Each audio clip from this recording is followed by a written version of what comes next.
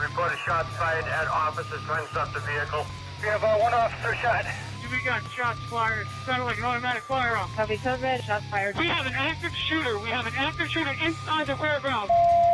And now it's Shots Fired with your hosts, TJ Kurgan and Dinah Death Milberg. You're listening to TJ Kurgan, a.k.a. Sig Glock and Colt. It's a Saturday morning, and I'm with my bestie and my partner in crime, Alex. Say hi, Alex. Gang, gang. Dinah Death Milberg.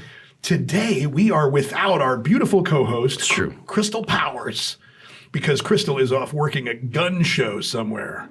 Do you know what gun show she's working? I cannot for the life of me remember where she said. It's somewhere in the Midwest. So if you go to every gun show this weekend, you might find her. Between here and Oklahoma, you just look for the hottest chick in the room. And if you're at the right show, you'll find Crystal Powers. That you should can walk up to narrow her it down quick. And then I would ask her this question. What is your deal with seed oils? Why are seed oils so evil, Crystal? Kirksville. She's in Kirksville. That's way up north. Yeah. No, thank you. It's cold up there. It gets colder the further north you go, but the deer get bigger. No, there is some monsters up there, dear God. You know why the deer get bigger up north? Because the nuts are bigger up north. The deer, true. The deer eat the big nuts, big northern nuts. Tracy's listening right now going, TJ, stop it. TJ, stop it. I think she just doesn't listen anymore for her own sanity. I don't think anybody listens. But if you are listening right now to Shots Fired, I want you to text the word tactical. Now, you could spell tactical, right? Tactical. Yep. Tactical. Send that as a text message to my number, 59769.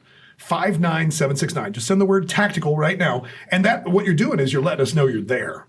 That does subscribe you to our text message alerts for our company, Tactical SH_T, Tactical Shot, as the old ladies call it, in St. Peter's, also with stores in Clearwater and Orlando, where Alex and I pretty much were warlords. We're local warlords. Yeah, that's safe to say. We bring you firearms, ammunition, tactical gear, night body armor, vision, all the stuff you need if you're Canadian.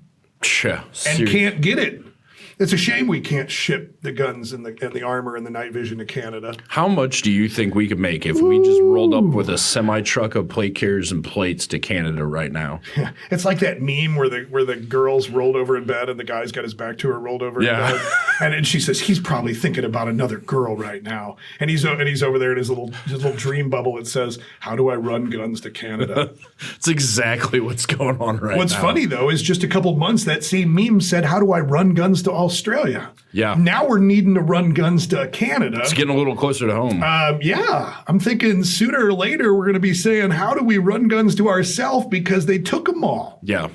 That is continuing to happen. By the way, your rights are being infringed in ways that the founding fathers had never, ever dreamt.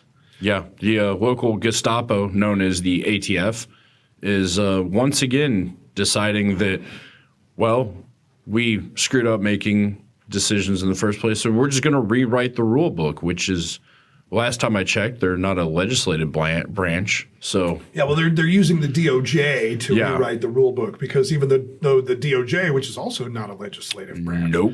But these aren't laws, Alex. No, these are rules as to how the law enforcement branches interprets the law. Guidances. Yeah. It's kind of like the pirate code. Yeah. And much like the pirate code, should be broken. But of course, we would never do that. No, we're good boys. And you know what? The reason you know that we don't break the rules, the way the ATF knows that we don't break the rules. Your dogs are still alive. Well, not only are my dogs still alive, Alex, but even better than that, just this past weekend, which was Valentine's Day. This past weekend, did you spend some time with your Valentine? I did. So on Valentine's weekend, the ATF made a post on their Twitter account. That backfired. Which, by the way, if you're not following the Twitter account for the ATF, you please should go follow it. It is fire, and do me a favor and respond to it with cleverness all the time. So here's the post they made on Valentine's Day. Valentine's Day can still be fun even if you broke up. and it's got a big ad that says, "Got an ex who buys or sells guns illegally with a broken heart?"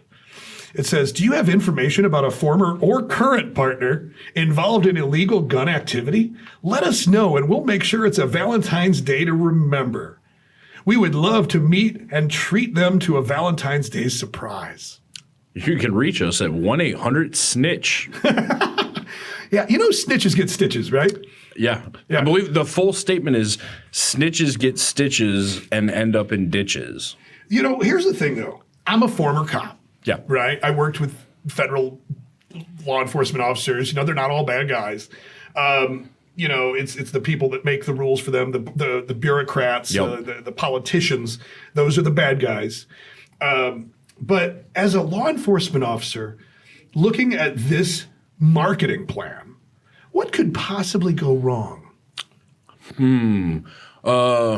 They specifically targeted exes, so you could be doing absolutely nothing wrong, but, you know, you just weren't into a chick and broke things off.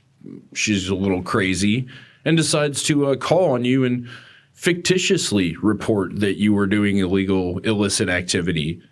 Then you're getting your house raided and your doggo shot because some pissed off ex wants to call in and make some. No, I mean, not that exes would ever do that and anything like that has ever occurred, but it just seems to open up an entire door of bad things happening.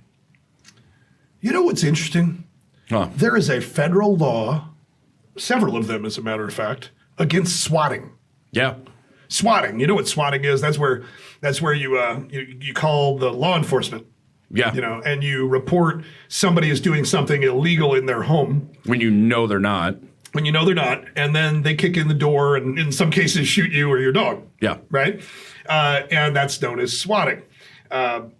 Basically what the ATF here is doing, and it isn't just the ATF. I actually saw the same post. So this is the DOJ level dumb stuff, right? Yeah. I saw the same post from the, what are they called? The guys that go out and hunt the bad guys that are already wanted. Marshals. Marshals, U.S. Marshals. Yeah. It was a great movie, by the way.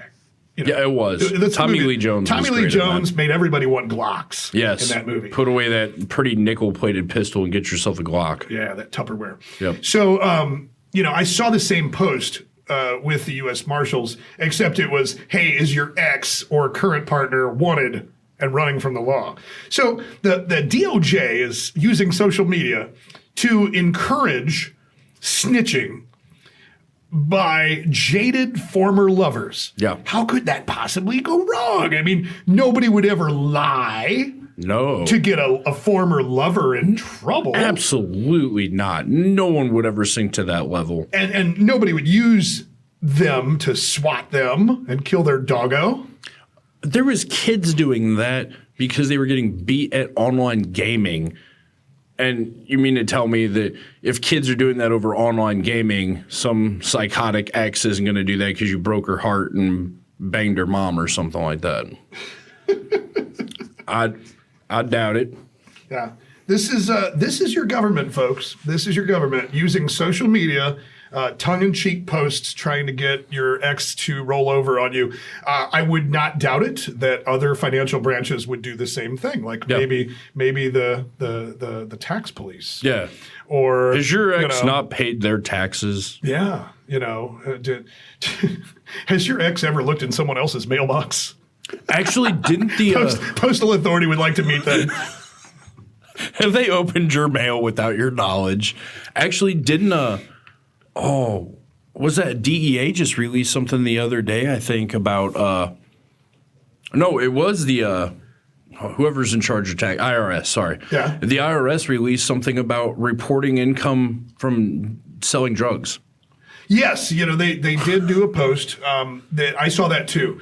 That if you do illegal activity, like if you steal stuff and sell it, or if you sell illegal things like narcotics, stolen goods, that you must report that income. Otherwise, you're breaking the law again. Did they like? You know, what'd be really interesting is like if you made all your money selling nickel bags of weed on the corner in Pine Lawn. You know, which is a nice area of St. Louis. Beautiful area. I used to work there, and so you're you're a banger, you make 150 grand a year selling nickel bags. You put that on your W-2, you pay your taxes on it. Does the feds come and get you then and say, look, you just admitted to, selling narcotics, or did they just say, hey, thanks for the money and go about their merry business? I honestly feel like it being the U.S. government, as long as you pay your taxes on it, you're fine. Yeah. But my question is, are spinners on an Escalade tax deductible in that case and a write-off? Absolutely. Okay. Because how else does somebody know that you're in pocket? Yeah. No, I was curious as to how that worked. Well, hey, we have got to go. It's time for our first break. And I think so far this has been a very informative show. It has. Maybe we should keep Crystal out of here more often. No, I would never do that. I miss her. I miss her greatly. So anyway, we will be back right after this. And we're going to talk about the Remington lawsuit and how it's about to screw up the entire gun industry. Yeah. We'll be back after this. All right, and we're back. And we promised before the break to come back and deliver you the news. Yes. The news about, probably the biggest thing that happened in the gun industry this week. And it's probably the most negative thing to happen to you as a gun owner or future gun buyer. Yeah. This year, I would say. Significantly. Maybe even in the last 10? 5-10 years, Yeah. probably since Obama. Yeah. But it's not going to be immediate. This is so. And what we're talking about here is the 72 families from the Sandy Hook school massacre. Whether it actually happened or not, I'll leave that to the false flag guys. Yeah. So 72 parents who allegedly lost their children in a mass school shooting during the Obama administration, I believe. Wasn't Yes. that right at the beginning of the right Obama at the beginning. administration? They matter of fact, that's when our company Tactical SH.T was founded. Basically, Yeah. that event and the political storm that came afterwards is what founded our company. But basically these 72 parents sued Remington because the rifle or one of the guns involved was made by Remington Arms. And they sued Remington, and this lawsuit's been going on for a long time. Yeah. Now, there is federal laws in place to protect firearms manufacturers from frivolous lawsuits. Yeah. Meaning, you can sue a firearms manufacturer if the gun blows up in your face and it was a faulty extractor that caused the round to go off out of battery and you caught some shrapnel in the eye and were blinded for life. But if you shoot yourself in the leg drawing from your holster and try to sue Glock, you're not going to win. That's your fault. And if somebody uses a Glock to shoot someone else, that's not Glock's fault either. That's the criminal that decided to use that weapon. Yeah. In a way other than it was intended. So anyway, they've been suing Remington. Remington, basically fought this, but then Remington went bankrupt and went out of business. So Remington is no more. The brand and all of its assets were bought on the courthouse steps by, I believe, Vista Group. Just last year, which pretty much is a monopoly, by the way. Vista is a publicly traded company that owns basically every major U.S. ammo manufacturer and a bunch of the gun manufacturers.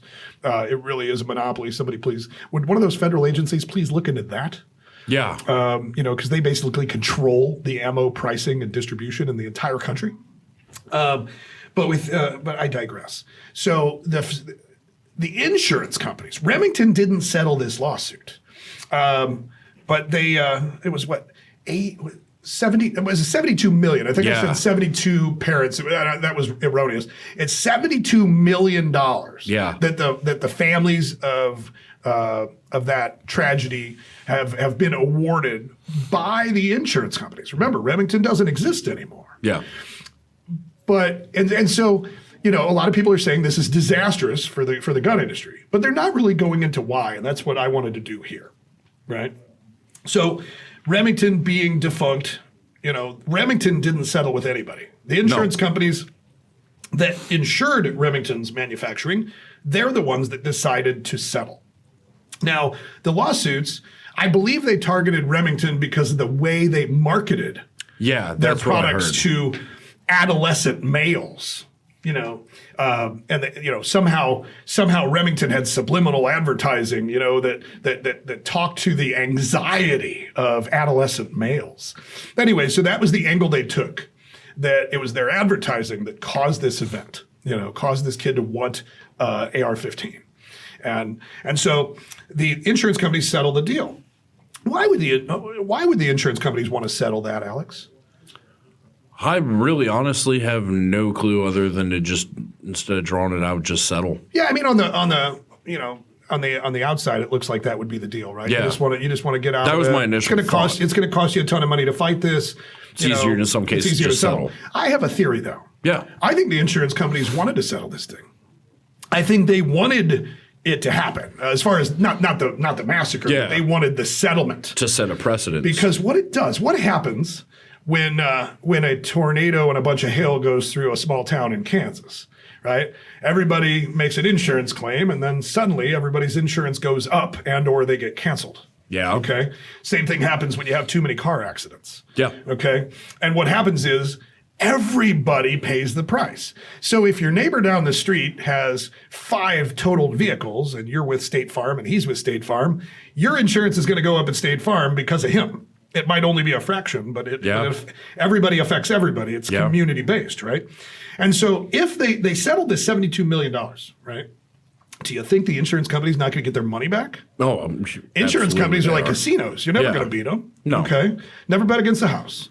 So what's going to happen is, as these manufacturers, the current manufacturers, the ones that haven't gone out of business yet, as they renew their manufacturing liability insurance over the next 12 months, because it's an annual renewal. Yep. Okay. So somebody might have just renewed it last month, and they're not going to see this happen until 12 months from now, 11 months from now. But when they renew, their manufacturing insurance is going to go through the roof because of the Remington lawsuit. Because now it sets a precedent in law that anytime somebody is shot, a gangbanger could shoot another gangbanger in North County with a Glock, and then Glock gets sued by that gangbanger's family. Yeah. Right? It sets a precedent where these lawsuits can go wild. The insurance companies are going to settle all the time. And so the manufacturers their rates are going to go through the roof. What's that going to do?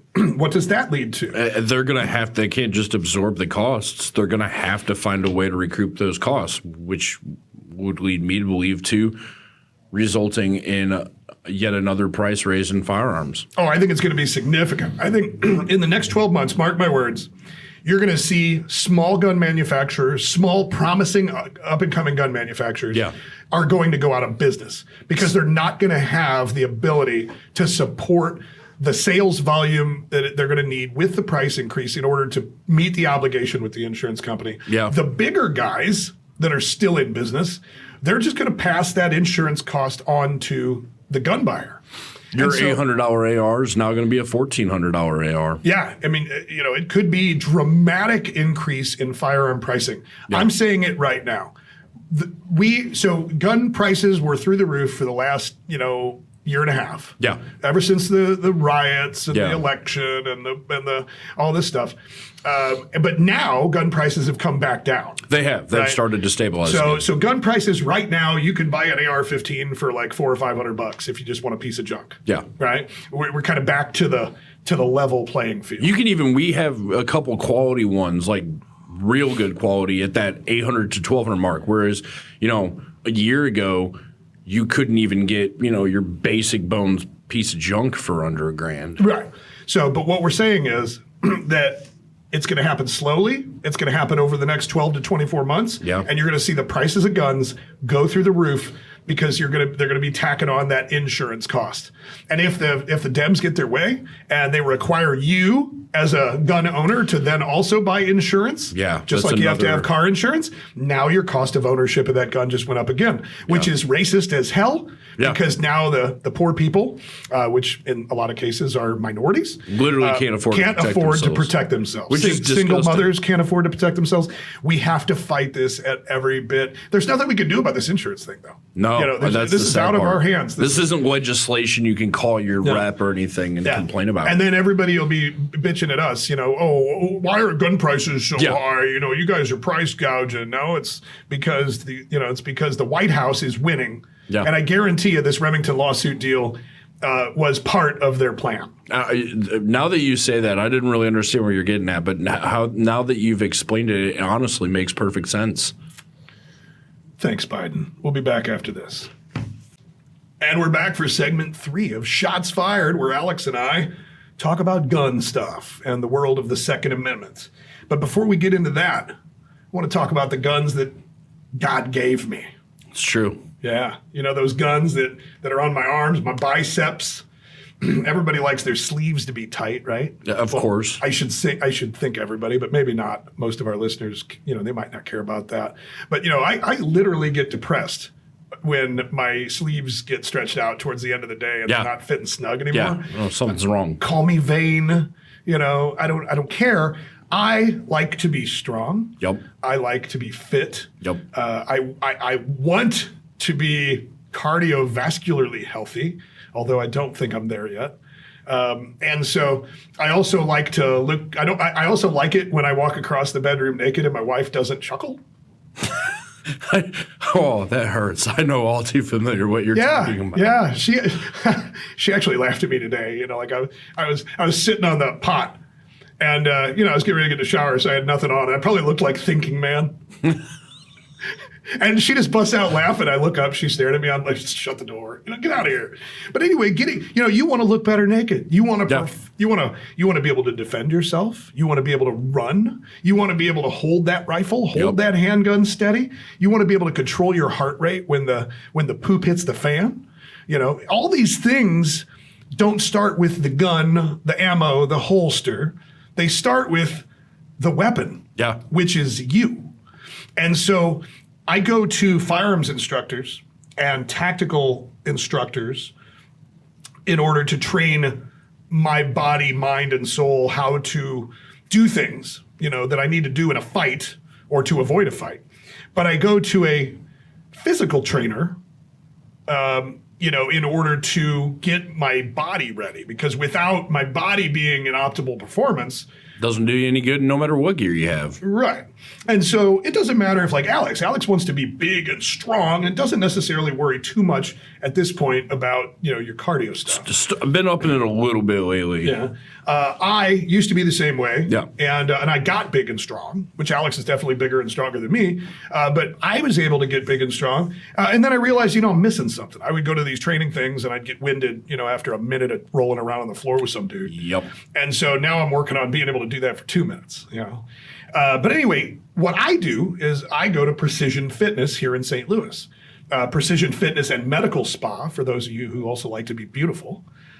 It's a really cool place. It's in the Deerbergs Shopping Plaza on Olive Road in Creve Coeur. Two of the coolest people in St. Louis run it. It's a husband and wife team, Jamie and Jennifer Spicer. Jamie's a gorilla of a man. Yeah. And that's putting it lightly. And he is famous in the Midwest for his students essentially winning natural body contests. Yeah. If you let him train you and do your meal plans and whatnot, you will be amazed at how you look in 30 or 90 days. Yeah. It's insane. Jen, however, on the other hand, is a practicing nurse practitioner, able to write prescriptions and diagnose things. They do the blood test. They find out what you're low on, what you're high on, and how to bring balance into your life. They can also amplify your, they call it age management. Yeah. I do tons of this age management stuff because I don't want to get old, right? No, it sucks. Everybody makes fun of me for it. They're like, you should just don't do Botox and just look old. You'd be cooler if you did. That was a post on my Instagram the other day. I'm like, you know what? But I don't care about you, bro. Yeah. I care about how I feel about myself when I look in the mirror when my wife looks at me. Yeah. And so I do the Botox. I don't do a ton of it. I'm not out there getting lip injections. Yeah. Leave that to the girls. I don't do filler, blah, blah, blah. But I also do a lot of peptides. Yeah. And some of the peptides I'm doing are really cool. The CJC1295, that stuff, what it does is it tricks your hypothalamus gland into thinking you're 18 again. Your hypothalamus gland is what creates human growth hormone. Yep. So basically, you know how the big bodybuilders used to take human growth hormone, HGC, and that's not necessarily good for you. Because it shuts your hypothalamus down because it's like, oh, I don't have to work anymore. Yeah. It's like somebody getting a stimulus check from Biden, right? But instead, we're motivating the hypothalamus to get up off its butt and go to work. Yeah. And create that human growth hormone naturally. So it's better for lean muscle, energy, cognitive clarity. It's amazing. I do it 5 days a week, and I'm never going to stop, ever. I do testosterone therapy, and now Jamie's, he's trying some new stuff on me. I'm a pretty forgetful dude. I may or may not have indulged in quite a bit of the devil's lettuce, back in the olden days. Yep. And I got a little bit of short-term memory loss. Like I'll forget what I do with my keys 3 or 4 times a day. Yep. Well, he's got me on this new nasal spray. I don't know what it's called, but it's some sort of Russian peptide that actually rebuilds your brain.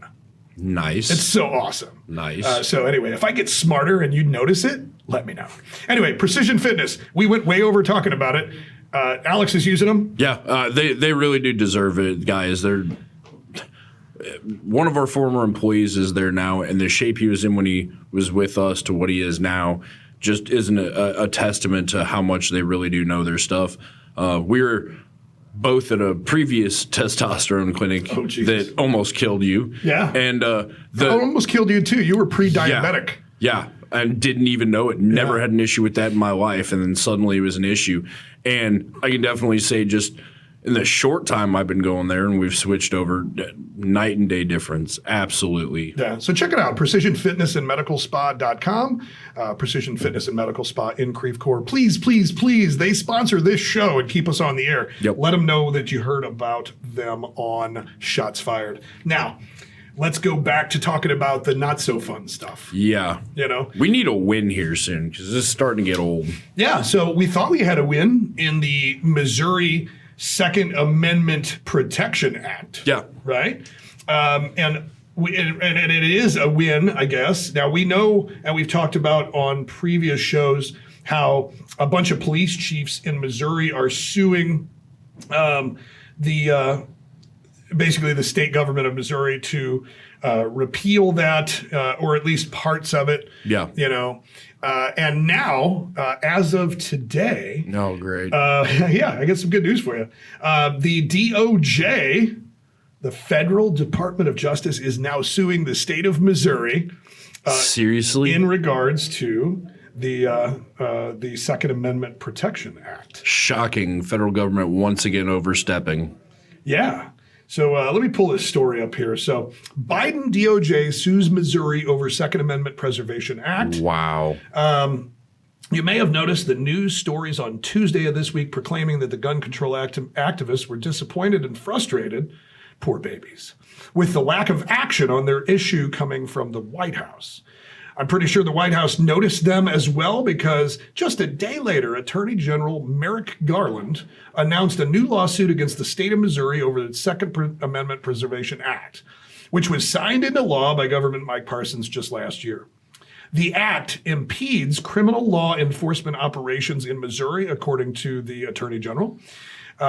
He said that in a statement after the suit was filed in Kansas City federal court. The United States will work to ensure that our state and local enforcement partners are not penalized for doing their job and keeping our communities safe.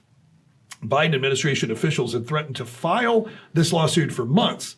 They first outlined their stance in support of the state case brought last year by local officials in St. Louis area who claimed that the law hindered them from addressing a recent spike in gun violence. So that's the police chiefs. Yeah. Right. Let's see here. The rest of this, the rest of it's what you would expect, right? So we have another fight on our hands to protect the amendment, to protect us, we have protective the protection, protecting the protectors. Yeah, so make sure that you call your state representatives, your senators, your congressmen, call them, email them, do everything you can, tell them that they need to do everything they can to fight the feds and keep them the heck out of Missouri. Yeah. Right? So, you think that the people of the state elect the officials they want, who speak on their behalf, who then pass a bill that the people wanted passed, that our government passed as they should have, and then the federal government doesn't disobey federal law. And yet here again, the federal government is overstepping its boundaries, getting involved in state issues that's none of its business nor its problems when it's not needed. Yeah. Yeah, I think I'm really hoping that the state of Missouri is on board to fight this. File a countersuit. Yeah. Well, we'll just, I guess, wait to hear from Governor Parsons' office. It'll be interesting to see how it goes. So, man, what else is going on out there? So the ATF, we talked about it a little bit last week. The ATF has released their rules of determination, their determination rule factors. Extremely confusing. Extremely, yeah. Without an Ivy League translator from, from some major law firm, you have no idea what you're reading. And Alex and I were talking about it. The DOJ and the ATF, they're not lawmakers. So what they're doing is they're establishing rules to help them interpret laws, because they can't interpret the laws that are currently on the books the way they want to put you in jail. Yeah. So they want to be able to reinterpret. I like that word. Reinterpret. They actually use that. They want to reinterpret the federal gun laws. They want to change the definition of a firearms receiver. So right now, basically what it says in a nutshell is that a firearms receiver can be a block of metal, as long as that block of metal can readily be converted to a firearms receiver. So what they're trying to do is make 80% lowers, a gun. Yeah. Right.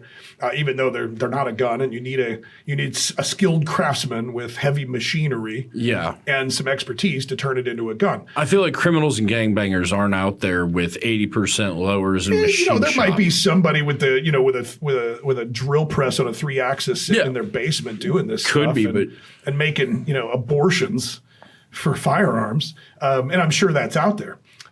But again, I think what it all comes down to is, are they really clarifying? Are they defining readily? That's the hardest part, and that seems to be the gray area where the most confusion is what is readily, and sadly, it's leaving the ATF up to do the interpretation of that.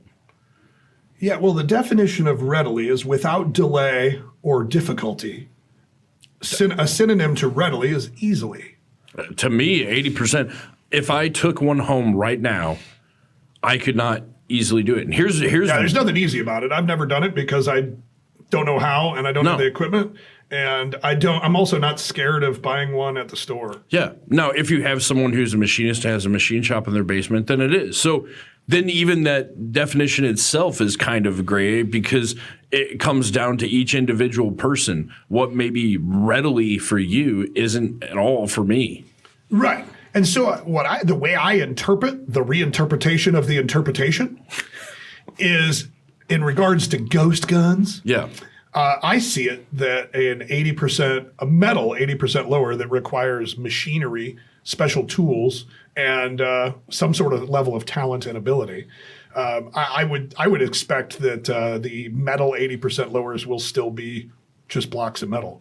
Yeah. The poly 80s on the other hand, probably on the chopping block. I'm pretty sure that those are going to fall, become a firearm under this new definition. Yeah. I applaud Poly 80 for being leaders in the industry and for doing what they've done, but they've also kind of screwed you a little bit. Yeah. By making it too easy. And that culminated when they started selling the kits. Poly 80 came out with a kit where you could buy a polymer 80% Glock lower. Yep. That honestly you can turn into a gun in 15 minutes with a Dremel. Yeah. Okay. No talent required.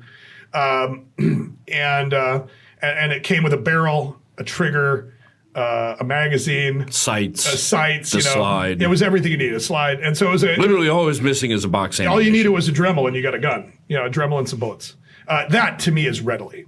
I would agree. So that's that. After this break, we'll come back and talk about what else the ATF's getting ready to shove up your you-know-what, which is the arm brace interpretations of the reinterpretation of the interpretation. We'll be back after this.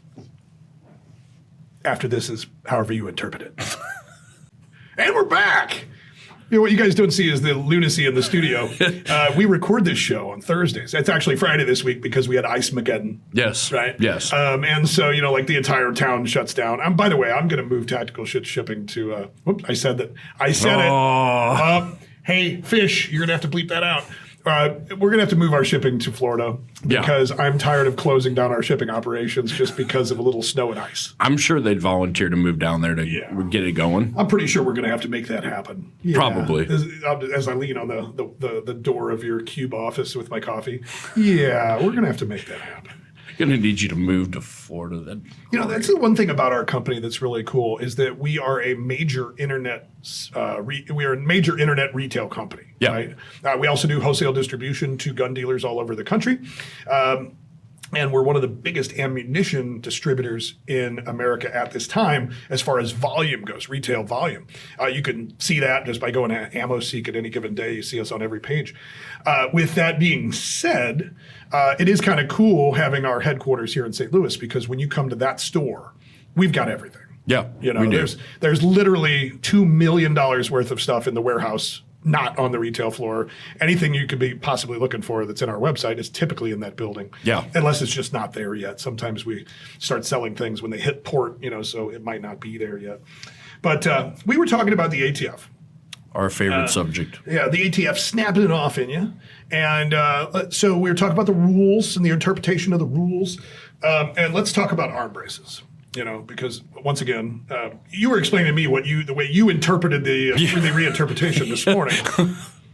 It's Terpception. Terpception. Yeah, so basically it seems like similar to the Clinton assault weapons ban where it's a point system.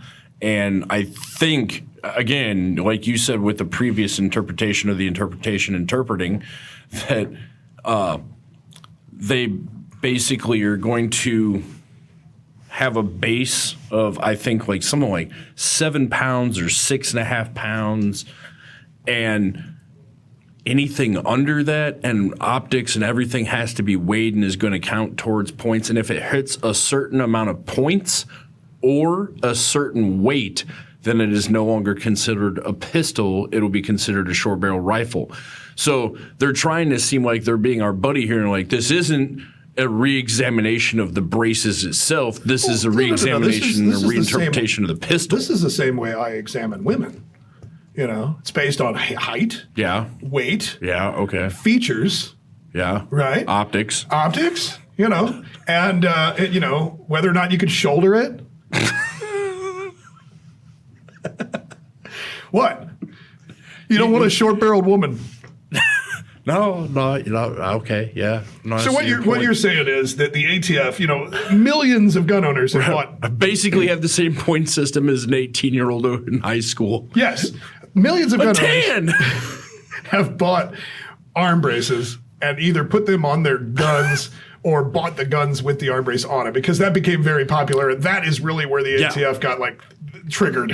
So the ATF gets triggered because all the manufacturers start manufacturing guns with arm braces on them, selling them to you without a designation letter from the ATF. We sell more of those than we do full-size rifles. Like, it's now to the point where AR pistols, I believe, outsell full-size rifles, hands down. We haven't sold a 16-inch barrel in a year. No, they sit there. There's no point of even ordering them anymore. So I think what's happening here is it's going to be based on height, just like I said. Yeah, it's height, weight, features. Yeah. So let's do an example.